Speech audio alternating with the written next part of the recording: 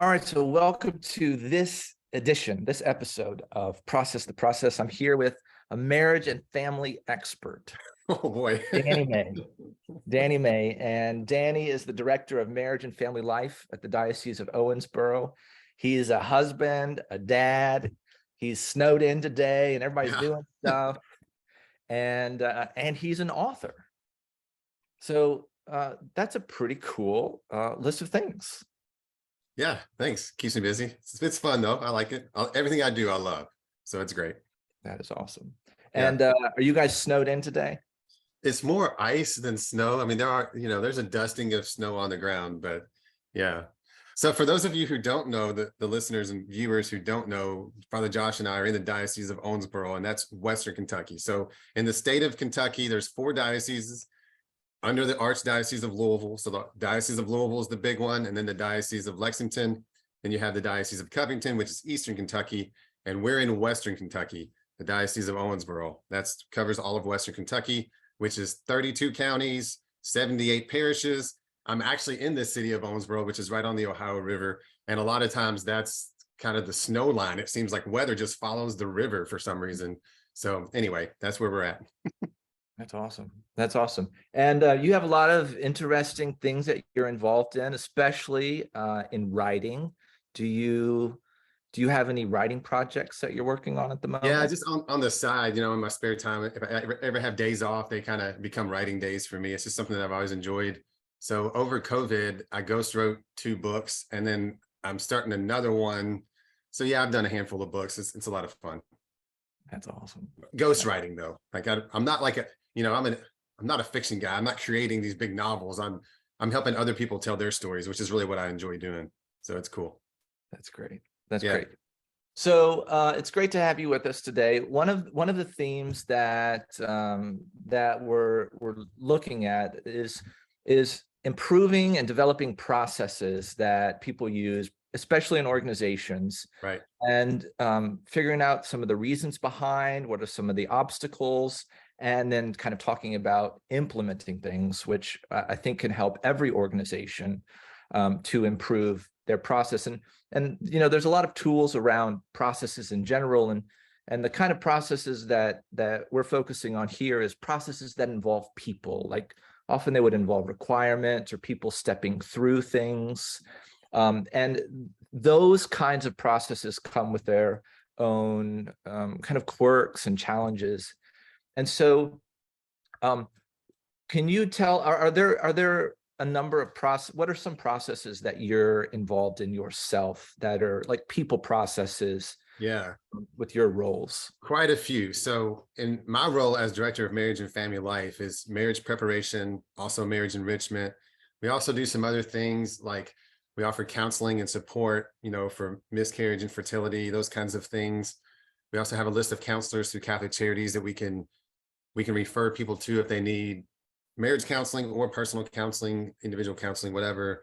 And then also we have an anti-pornography initiative, the Clean Heart Initiative that we're doing through my office, and a lot of other stuff. But when it comes to processes, probably the main one that we could focus in on is the process for marriage preparation, which is I'll say 2 things. It used to be that most people came through contact with the Office of Marriage and Family Life through the marriage preparation process. But now we're doing more with our marriage enrichment. We have a program called, well, it's actually a ministry called Grace Marriage, which is a quarterly, ongoing, parish-based or deanery-based model of marriage enrichment where couples spend 4 hours every 90 days just in communication, just talking, undistracted time, just to talk and share about their marriage. So we actually right now have more people coming through Grace Marriage in the diocese, or at least pretty equal numbers of people coming through Grace Marriage as we do with marriage preparation. For the first time ever, we have enrichment and preparation pretty well equal, which I'm really excited about. But so yeah, those would be the 2 processes, I think. And if we want to focus in on marriage preparation, there's definitely a lot to talk about there. Cool. Let's do that. That's a great. So by way of introduction to the topic, let's talk about for a minute. I think one of the challenges is with processes in an institution, which Catholics we're Catholics, we're finding ourselves in that Certainly. situation, is that sometimes the processes tend to get rather lengthy and sometimes seem to lose their kind of reason for being, and so so let's just talk for a minute about with the marriage preparation process. Mhm. Like, what's the main objective? What's the heart of this process? Good question. The heart behind marriage preparation, I would say, is not just to prepare them for the wedding day, but to really set them up for a marriage that lasts their lifetimes. That's the heart behind it. That's their goal. So from my role in the Office of Marriage and Family Life, we not only want to prepare them for the day, that's just the beginning. We want to give them all the tools and resources they need to keep their good marriage healthy and to make a good marriage better. And so that's really the heart behind what we do. So the point you bring up is a really good one, because we don't want to just check the boxes and do the things. We want to really help these people have these engaged couples have a strong foundation that they can build continually on, like just keep on adding layers of depth to their relationship and to their marriage, so that they have a good, strong, healthy marriage to model that for their children, so that it goes down to the next generation. And I personally believe that, as John Paul II said, the heart of the church is the family, and the heart of the family is marriage, and the heart of marriage is communication and friendship. And so there's all kinds of data and research that would support that, but that's really what it's about. Awesome. That seems like a motivation that's worth developing requirements around. Yeah, and when it comes to requirements for marriage preparation in the Catholic Church, there are certain things that need to be covered in marriage preparation.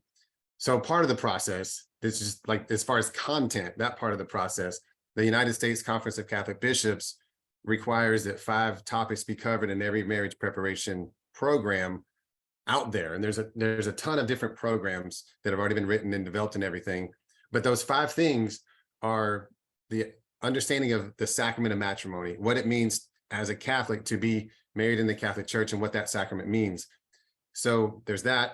And then conflict is another one, and conflict resolution, also communication, just how to communicate well, listen and talk well. And then finance, and they say that because finance is one of the top, if not the top, number 2 stumbling blocks for people, and that could be a problem that potentially lead to divorce down the road. So we always cover finance as much as we can. And then the 5th thing is fertility and natural family planning. So those 5 things are what is covered in any marriage preparation program in the Catholic Church, or at least they should be, according to the USCCB, which is the United States Conference of Catholic Bishops.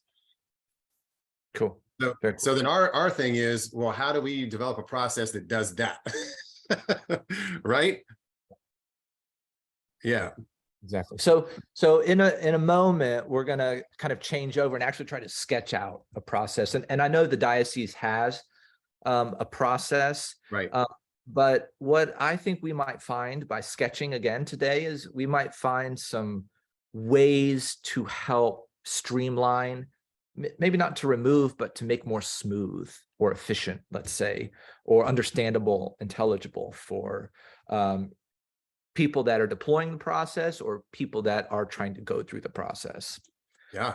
But before we get to the specifics, the mechanics, let me ask you, in your time, you've been in this office for 5 quite years. 5 Yeah. years. Yeah. How time goes. I know. Well, half of that was COVID though, so it kind of skews your whole frame of reference off, but yeah. True that. So what have you learned in your time that helps couples make it through the church's process smoothly? That's a good question. I think that it's important that couples feel like it's not too much, it's not too many hoops to jump through, it's not too complicated. But at the same time, the struggle is always, we want to value the sacrament of marriage. So we don't want to make it too easy in the sense that it cheapens the value of it, if that makes sense. So we don't want them to I hope that makes sense. I hope I explained that well. So there's that tension there that we don't want to over program it and make it just too much to where it's not a good experience for them. But at the same time, it needs to be a valuable experience and challenging, so that it's not just that it underlies that whole basic belief that the sacrament of marriage is very important and valuable. And we do put a lot of time and resources and money into it as a Catholic Church to really try to support that, because they could just go get married at the Justice of the Peace somewhere, or have a destination wedding, which is like the big trendy thing to do. But we want them, or our hope is that they would be married in the church and then be involved in their parish forever. And so that it just strengthens the parish, and the parish is there to support the family, and one versus the other supports the other. And we're building the domestic church and the parish at the same time. But we can't do that if they don't get married in the church. So we want them here. We want to support them. We don't want to give them a free pass, an easy way through, so that they're just like, they don't care much about it. We want them to value and care. At the same time, we want to support them every way that we can. So does that make sense? Yeah. Okay. That's really good. And I think that's valuable. And one of the things that I hope comes out from our discussion today from a process standpoint, is that in my limited experience, but I've paid attention to this for a bit. Sure. When people know where they are in the process and what they have left to do, it is tremendously useful. That makes sense.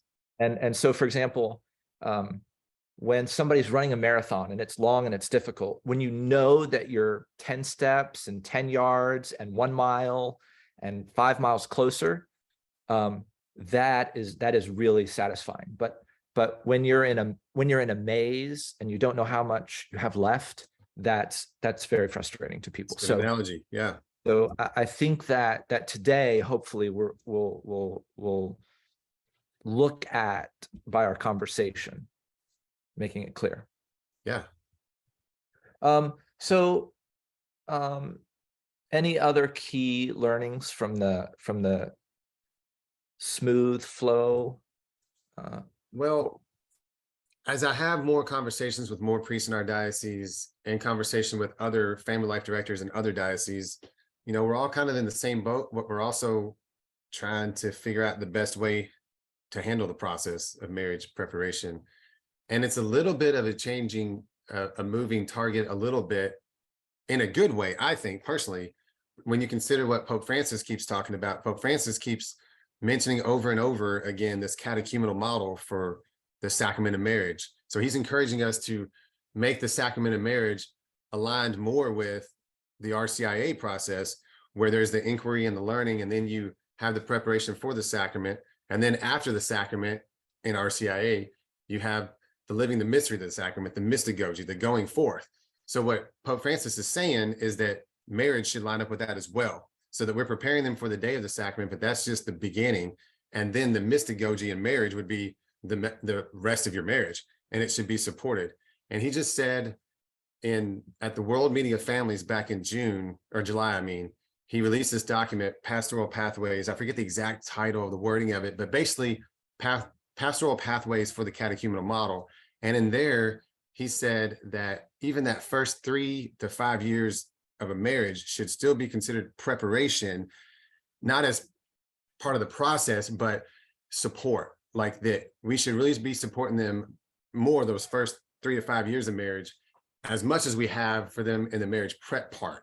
And so the ideal model there would be they go through prep, they get married, they get right into marriage enrichment, and then have support for the rest of their married lives. So that's a different way of thinking about it. So in my mind, it's like, well, now the process is even a little more complex, or it could be considered complicated, because as you were just saying, understanding where you're at in that process now is like, well, yeah, we're talking about marriage preparation for the wedding day, but we're also talking about preparing you for the entire marriage. So that's a little different mindset there, and a shift of perspective that most people had, several years ago. So that's what we're working on. Right. And I'm Right. not saying that to complicate things, but just to even underlie your point a while ago about the more streamlined or organized or simple to understand we can make this whole process, the better, for the reasons that you just said. And I completely agree with you. Yeah. And of course, it goes without saying that we're still trying to do the transition of getting from the name RCIA to OCIA. Yeah, exactly. It's gonna take a while to change over our brains, but Yes, we'll you're right. I was get using the old language there. You're right. So all right, so let's switch then, go to the converse and talk about what are some of the obstacles, some of the key obstacles that the process administrator, let's say, often a priest, a deacon, or a sponsor couple, typically, or one of the participants, that is in this case, the couple preparing for marriage. What are some of the obstacles that maybe that you might get phone calls about or something in your office? Okay. Well, first of all, there's, according to our marriage policy in our diocese, and this is going to be different for every diocese, but in our diocese, the marriage policy is that there's 3 different options for marriage preparation, and it's up to the pastor's discretion.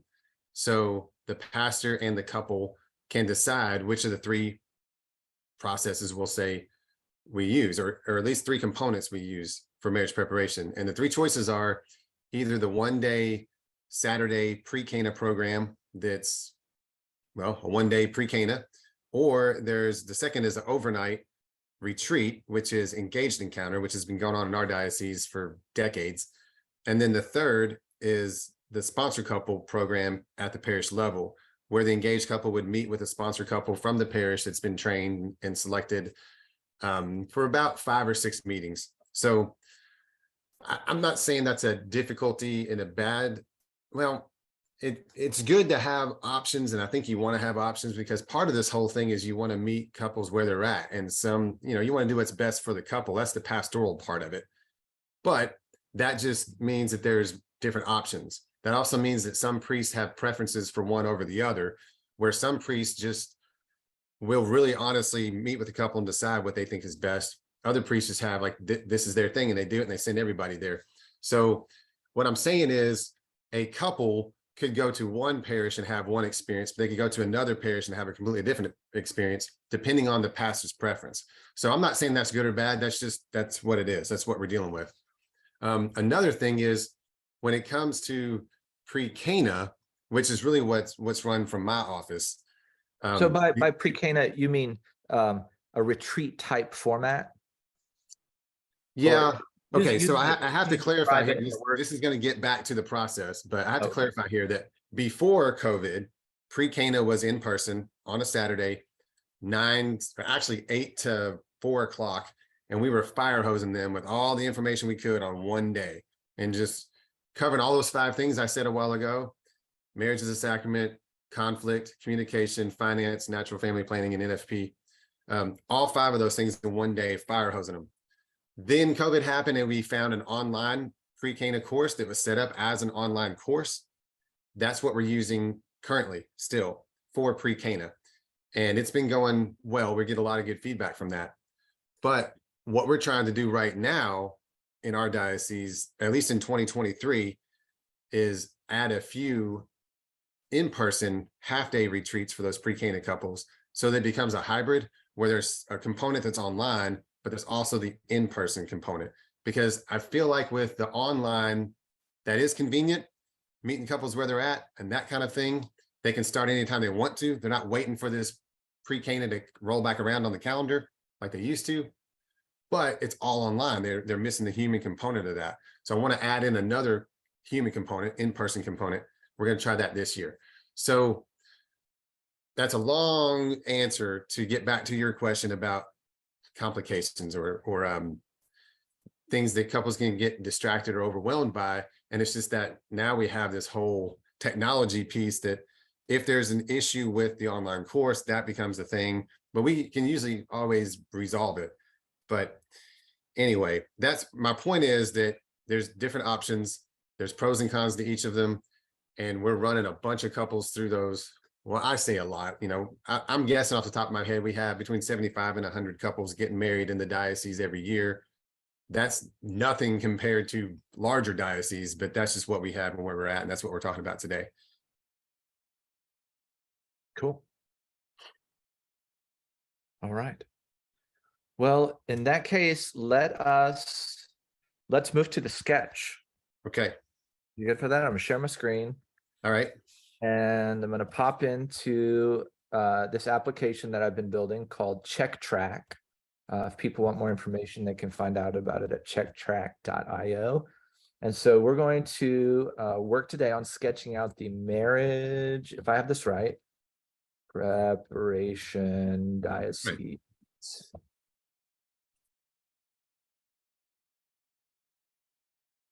Okay. May.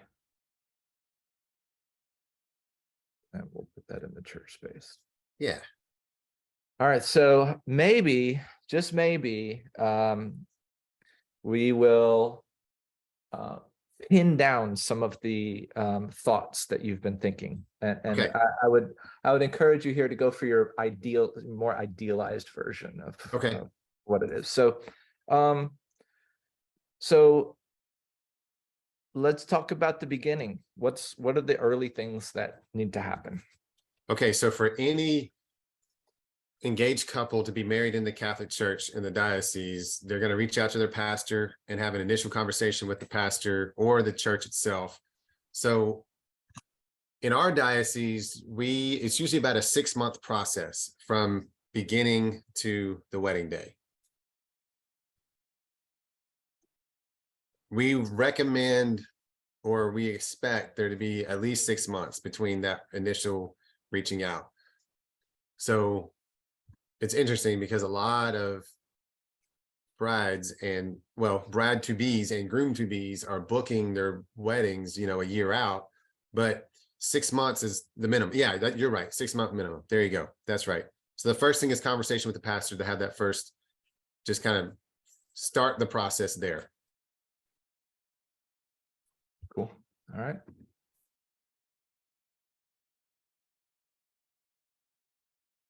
All right, what's next? Okay, next would be a assessment inventory questionnaire. And there are different types and styles of those, but basic idea is he fills out this questionnaire, she fills out this questionnaire, the priest will get those results back and then talk through the answers and compare them. And some of these, they will show their strengths as a couple and some areas of growth as a couple. So depending on the priest and how he handles that, that could be another 2 meetings, one to take the test, one to discuss the test, the questionnaire assessment, I mean. So roughly that's what that would look like, that next step there.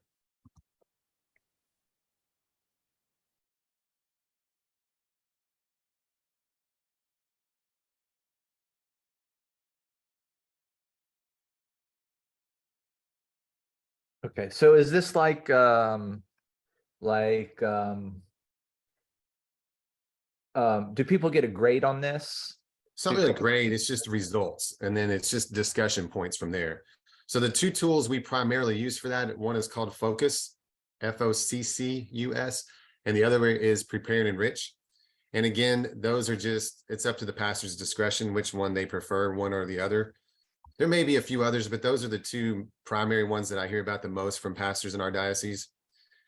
And so they have when the priest gets the results, it'll have kind of the 3 areas of concern and 3 areas of strengths, and they'll just discuss those. So it's not, yeah, you're right. It's not a pass fail. It's just it gives them a more accurate depiction of where they're at in their relationship and maybe some potential pitfalls.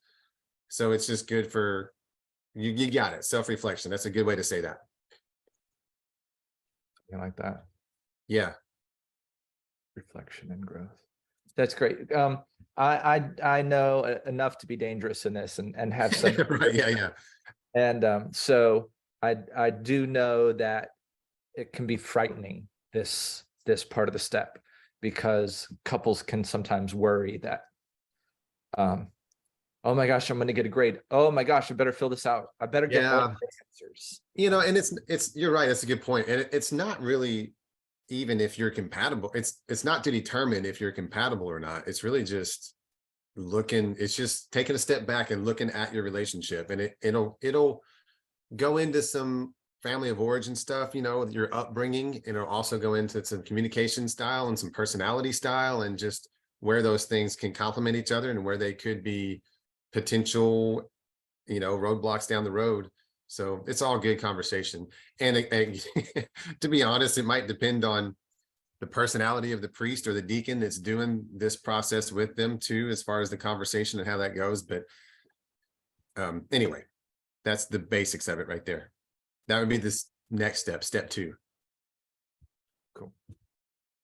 All right. Save that. All right. What next? So then it would be after the pastor has had his couple meetings with the few meetings with the couple to do the questionnaire. They've probably already set the date, reserved the church at this point and all of that. So now it is the choice between which marriage preparation component they want to use, whether that's the pre-Cana course or it's the engaged encounter or sponsor couples. So at this point, the priest would outsource, so to speak, and send the couple through one of those programs to reinforce and add to what they've already discussed with the priest, with the assessment process. So let's identify those. Okay. So it's pre-Cana. That's the pre-Cana course. Is that online? Yes, it's online. We're working toward a hybrid model, but yeah, the online course for pre-Cana or the engaged encounter overnight, which is in person. Yes, or sponsor couple, which is where you meet with the sponsor couple, either at your home or over coffee or after mass or whatever. That's in the parish. So those 3 things, that's correct. Okay, cool. Awesome. Forward. Next. All right, now after that, you don't have to write this, but a little side note, some pastors and priests or deacons would still meet with the couple a few more times if they choose to. So every priest or deacon has their own way of doing things, but I'm just giving you what's the norm or what's expected, what's required. So after the pre-Cana, after the marriage prep course or model or whatever, then they would come back to the pastor, the priest, or the deacon. They had their certificate of completion. They've done their preparation process, and then they meet to actually start planning the liturgy. So anything that would be like a follow-up, wrap-up from the marriage prep, but then they're doing the liturgy planning.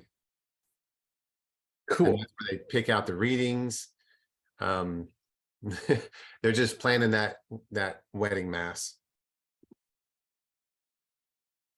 Music, suggestions. Yep. What else would be important? Who the musician? Decide who the readers are and Eucharistic ministers, if they want to pick family members for that, or from the parish or whatever. Anything that has to do with the liturgy itself, the wedding mass itself.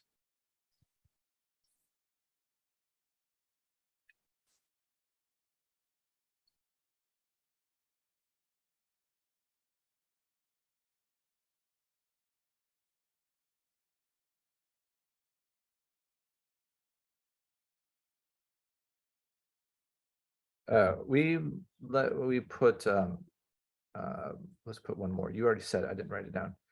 Let's review documentation. Yeah, there you go.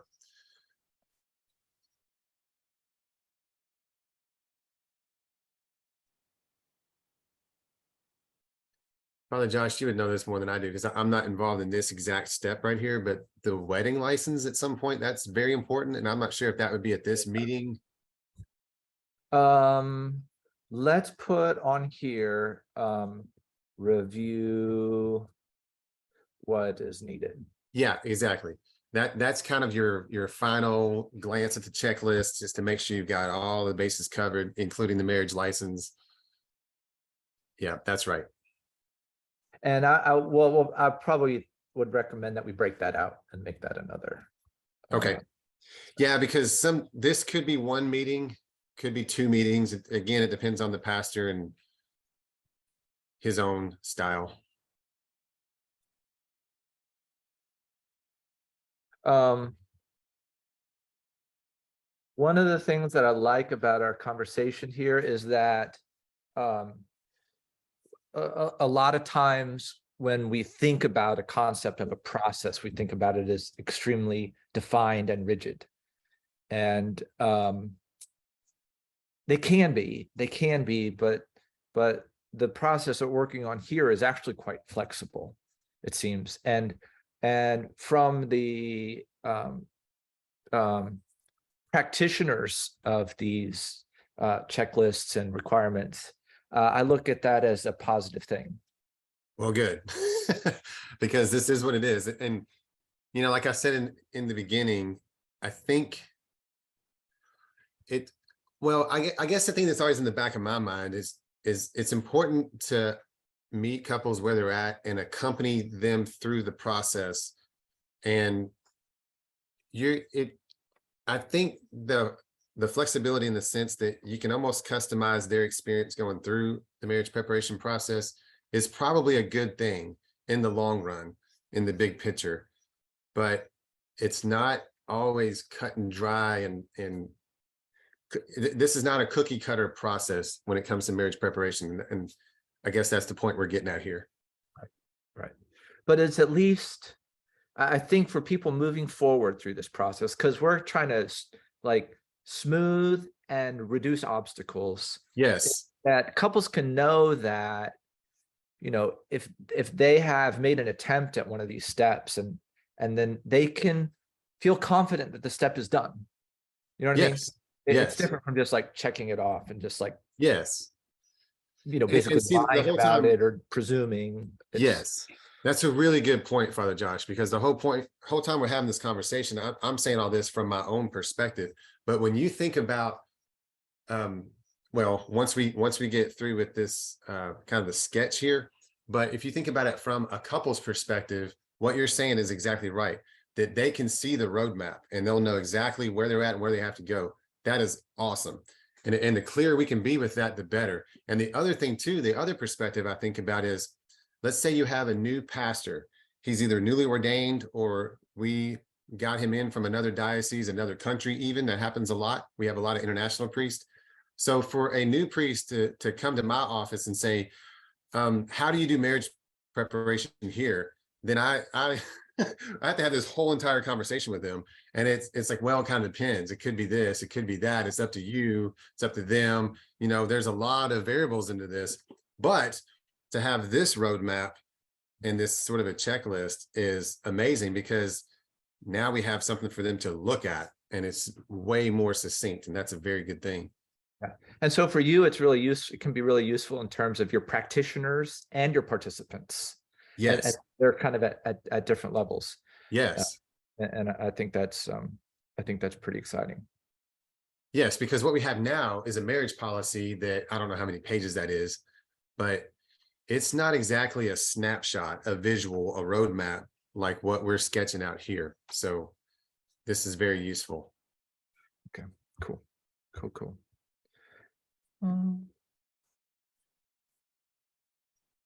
So let's go ahead and add the marriage license. Oh, I was going to tell you something else. Okay. So I wanted to give you, I was going to give you an illustration of what you were saying a minute ago. Okay. I'm the pastor of St. Leo in Murray. That's and right. I'm also the chaplain of Murray State University. Right. And one of the students is preparing for marriage in her home diocese. Mm-hmm. And so it's really kind of challenging for me to look in from the outside, because she's a little bit in a jam. Her situation is that she is planning to be married at her home parish, but they just got a new pastor there. Yep. So the new pastor is not really clear about what the marriage preparation is, newly from a different country. Yes. So not that the marriage requirements are widely different throughout the world, but they're Right, but just culturally, yeah. Yes. So then the plan is that they're actually going to have an order priest to preside at the wedding. And so nothing bad against order priests. Oftentimes they're less familiar with the diocesan policy, Sure. Right. and the preparations for marriage. And so just, imagine that situation for a little bit. That's that's a confusing situation. Yes, it is. And so when I said earlier that the couple can know that they're getting towards done, I mean it like considering a situation like this, because yes, like, what is the end goal? Who knows and who's right? And so I encouraged her to actually call the diocese and make sure that the diocesan person who's in an office like yours yes, checks off to make sure. New priest plus order priest equals, are we going to have a surprise at the last minute?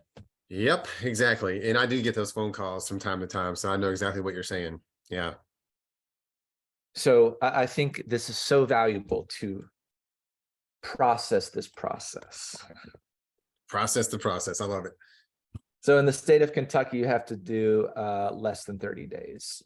Yeah, that's what I was thinking. It was a month. Yeah.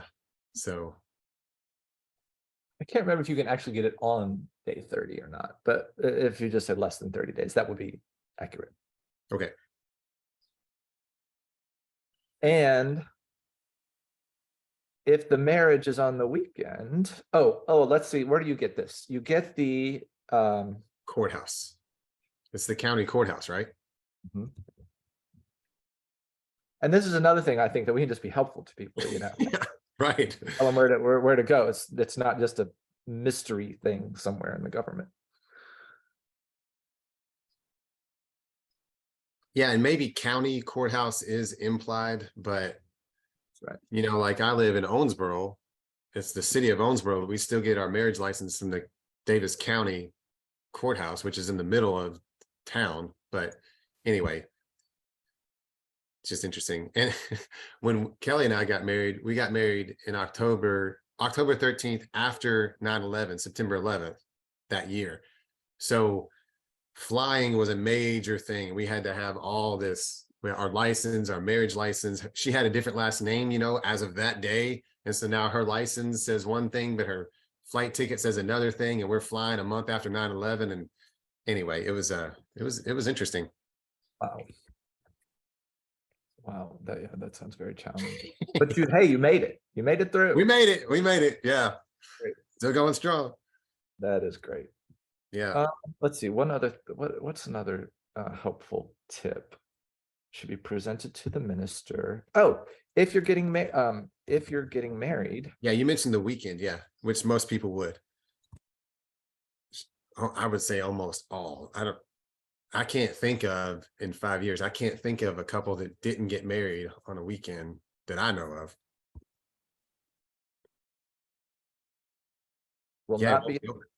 Yeah, so you got to do that Friday. And ahead. Yep. I think these are tremendously practical. Yeah, it's very practical to tell couples. Oh, that would be awful. Spend 6 months doing everything exactly right and then forget that one thing and then remember on Saturday morning. Oh boy. Yeah. Do you know what the procedure is? Have you had any of those cases? If they don't have a license? Yeah. What are they supposed to do? I actually don't know. Something to do with 2 witnesses, but that's just for the matter in the form. I don't know. I don't know if it's recommended to break the law and do it or what, but we probably should. Whatever it is, we probably shouldn't say it in front of it. Right. One way or the other. Anyway. All right, what next? Well, after that, you're having your rehearsal dinner and having the mass. So that's the finish line there when it comes to marriage preparation. Cool. I'm trying to think, are there any other really great tips, points, steps that would be useful? What about natural family planning? We've mentioned that a few times. Yes, And you said that it was included in some of those components. Is it included in all of them? it should be. Yes. So some pastors will cover that on their own. They'll make sure that the couple, either they'll cover it themselves or they'll send the couples to a class. But most pastors would consider it covered through either the pre-Cana course or Engage Encounter or the sponsored couple content. Okay. So what we try to do from our office of Marriage and Family Life is just make it as accessible as possible. And we have classes that are free. They're just intro classes to, but 3 different methods: the Billings method, Marquette, and Creighton. Creighton method. Yeah, those 3 methods. So we just offer those ongoing, and it's all there on our website and stuff. So do you think we should recommend it to people at this stage? An intro meeting?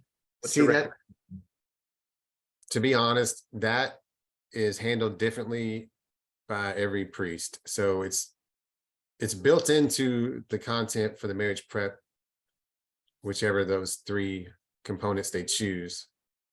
But if it's beyond that, it's on the pastor to encourage the couples to go get their course or the intro course or whatever before they get married. It's not mandated though in this diocese. Okay. So in other dioceses, it may be mandated, and they may have a full-on hour course or whatever, the how-to and the charts and all of that before they get married. But that could be different diocese to diocese. Okay. Gotcha. So you're pulling back from wanting to be strong in recommending it. I'm recommending as strongly as I can. As an additional step, let's say. Personally, I would love for it to be an additional step. It's not mandated in this diocese. So I'm trying to encourage and invite as strongly as I can, but it's not a requirement. Okay. So we're just going to uncheck it as a required step then. Okay. If great, perfect. And then we'll say, check out the diocesan website. Perfect. Yes. Or talk to the pastor about getting in touch. Yep. With an instructor. Yes. Okay. Do you know the diocesan? Do you know the website? Yeah, it would be owensborodiocese.org/ I think it's just NFP. Okay, let's check it out real quick. See if that pops up. If not, then it's natural dash. Yeah. It's a certificate. Look at that. No, that's not what I was talking about. Interesting. Okay, do natural dash. I'll just search it. It's family camp. All right, so from here, if you go to offices and ministries and then family life. Updates. Let's see about that. That's a article. Hopefully have a link to it, wouldn't it? Wow, look at that. Office. Man, that came up from 2018. Look at that. Got the natural dash family dash. Yeah. Oh, that's awareness week. There's a lot of things on our website. All right, if you delete the awareness week, it should, there you go. That's okay. So we're gonna go by office. Yep, and then go to family life. Yeah, they're on the left there if you scroll down. There you go. All right. So okay, now if you scroll down, there's those 6 main topics there. Yeah, if you click on that, the little baby, cute little baby picture there, natural family planning, that's where all the information is. Is that your baby? All right, and from here it's divided by the methods and the classes and all that stuff. So that's where all the information is. Okay, cool. So I love giving people information so they can go right there. So there it is. Boom. Done. Perfect. And we're going to make it a checkbox. This is a rec.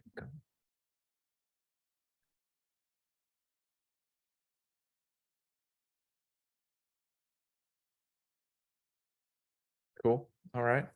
All right. All right. Not required. All right. Anything else? That's all I can think of. So let's look at our whole list here. So we have 6 items here total. Okay.